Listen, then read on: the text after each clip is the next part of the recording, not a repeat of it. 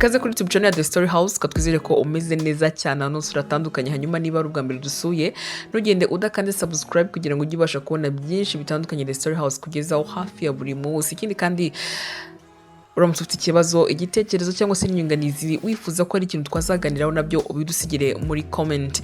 Hanyuma hari ibintu abasore bibeshya ko byatuma abakobwa bakunda. Abakobwa tubakunda. Umukobwa ntabwo yakwimariramo ukoresheje uburyo utekereza. Uburyo utekereza ko ari bwo bwatuma kwimariramo uko umusore abitekereza ntabwo ariko biba biri buri gihe. Abakobwa ntibabona ikintu kimwe kandi n'abahungu ni nayo mpamvu bibeshya ku bintu byatuma abakobwa babakunda. Uzabona abasore benshi bakora ibintu byinshi bitandukanye ndetse binakomeye kugira ngo bakunde bemeze abakobwa, nyamara ugasanga barataye umwanya wabo kuko ibyo bakora si byo abakobwa bakunda. Hari ibintu rero bimwe abasore bibeshya ko byatuma abakobwa bakunda, ari byo tugiye kugaruka mu kiganiro cyacu cy'uyu munsi. Njye nitwa Niko Ingabiye. Ikintu cya mbere umuhungu yibeshya cyatuma umukobwa amukunda, ntabwo umukobwa ashobora kukwimariramo nk'uko wowe ubitekereza. Iyo ugerageje gukora cyane ushyizemo ingufu ngo wigarure umutima w'umukobwa, ntabwo bikunda. Ushaka ko umukobwa rero akwimariramo ukoresheje imitungo cyangwa se wigira umusore ukomeye cyane, ntibituma akwiyumvamo. Iyo umukobwa ubwo yumva agukunze kandi akwimariyemo, uko ugaragara inyuma cyane, ntabwo biba ari iby'agaciro gakomeye nk'uko ubitekereza. Ushobora kuba uri mu ideni rikomeye, ushobora kuba udafite imyenda igezweho, ushobora kuba kandi ukibana n'ababyeyi, ariko iyo umukobwa yagukunze, ibyo ntacyo yabimubwiye. Ibyo ngibyo ntacyo yabivuze. Si ngombwa ngo uzane amafaranga, si ngombwa ngo uze wati imodoka, cyane ko abenshi banabikora hari igihe ataba babifite. Burya umuntu ufite ibintu aratuza bikagaragara atanabishaka. Ahubwo iyo utabifite cyangwa se uri kwishakisha, usanga rero umuntu ushaka gutuma bipika. Ikindi kintu ahubwo bibeshya ko abakobwa babakundira ni amafaranga. Ntabwo amafaranga yatuma umukobwa kwimariramo. Abakuzi b'ibyinyo benshi koko babaho, baba bashaka abasore cyangwa se abagabo bafite amafaranga menshi cyane kandi bayarekura mu gushaka nyine no kwereka ko bakunze cyane. Ntibaba bakunze cyangwa se bakeneye wowe, ahubwo baba bishakira amafaranga ndetse n'ibintu bihenze cyane. Rero iyo umusore ateresheje amafaranga, umukobwa umwemera nuko abakurikiye amafaranga nyine. Ntiwabona umukobwa ugukunda bya nyabyo mu gihe ugiteretesha amafaranga.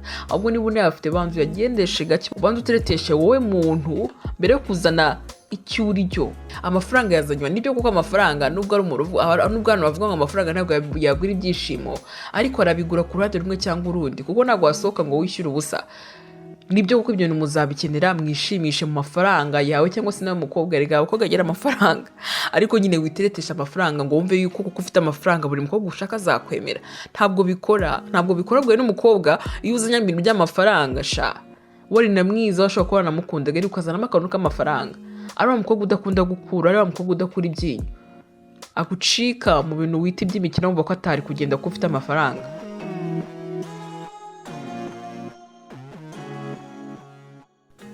Ikindi kintu abahungu bibeshya ko abakobwa bakundira, ikintu ugendamo ntabwo cyatuma umukobwa agukunda. Ntibishoboka. Ntabwo kuba uparika imodoka nziza imeze kuriya byatuma umukobwa asohoka avuge ngo ngiye nkunze Pierre. Ntabwo bishoboka, si uko bikora. Abakobwa cyangwa se abagore bashimishwa no kubona ufite imodoka nziza, birashoboka kandi inahenze cyane. Nibyo koko, ku buryo anagusaba ko wamutwaramo. Gusa igitangaje ni uko kuba ufite iyi modoka bitatuma kwimaramo burundu. Imodoka nziza icyo yagukorera ni ugukuzanira b'abakobwa baba bashaka nyine kwigaragaza neza mu miryango, bakajya bifotorezaho, ukabatwara, ukabatembereza nyine bagirimo, kandi nabo nyine bakabona uko bafata amafoto meza yo gushyira kuri Instagram, Facebook na WhatsApp. Bene umukobwa ukunda imodoka cyangwa se ukunda icyo ugendamo, my dear, ntabwo agukunda, akunda iyo modoka. Uzavuge gato ngo yapfe cyangwa se sinzi nimba bapfa kuyiba, uvuge nyine ko ntayo, ugerageze urebe ukuntu abigenza. Wowe ndabona kuko buri gihe ashaka baby zana imodoka, ntiyafata moto, yerekane ko muri imodoka akayifotorezamo, hari n'abazikwaye niyewe. Rero umukobwa ukunda bya nyabyo ntabwo akunda icyo ugendamo. Nushaka kuba ugenda n'amaguru, azagukundira ukuri. Erega abantu bavuga ko urukundo ngo rutakibaho, ariko urukundo rubaho. Urukundo rubaho, ubwo abantu barushakira aho rutari. Utekereza ko hari ibintu bibesha. Hari igihe utekereza yuko kuba icyo ufite cyangwa se icyo uri cyo gishobora gutuma umuntu agukunda, ariko ntabwo bikora. Bene aho ngaho umuntu akunze nyine icyo wowe uri cyo n'icyo ufite, ariko umuntu ugukunda bya nyabyo yabaho.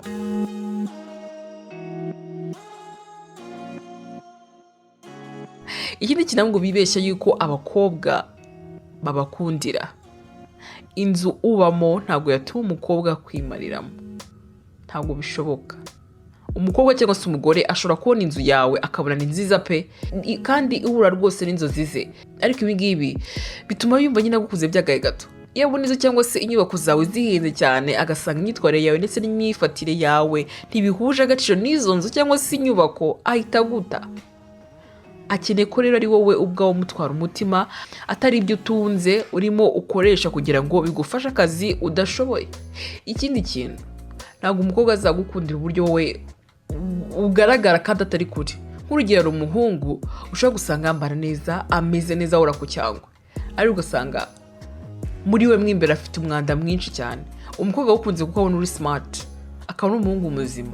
Ejo bugacya akakubona ukora amarorerwa. Nk'urugero, ushobora kubona umuhungu mwiza wambaye neza, ejo bundi ukamubona wenda nko ku muhanda ahantu arahagaze aratinyutse, akoze bya bindi twajyaga tubona kera by'abasaza, yihagaritse ku muhanda.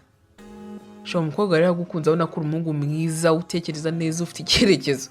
Sibamya ko akubonye ukora ibyo ku muhanda, byose bitaha birangiye. Hanyuma hari ikindi kintu nawe ubona utekereza ko abahungu bibeshye ko babakundira, ubidusanyize muri comment. Njye nitwa Nikwingabiye, kora subscribe hano kuri The Story House niba utarabikora, kugira ngo ujye ubasha kubona byinshi bitandukanye dukomeza kukugezaho. Ibihe byiza.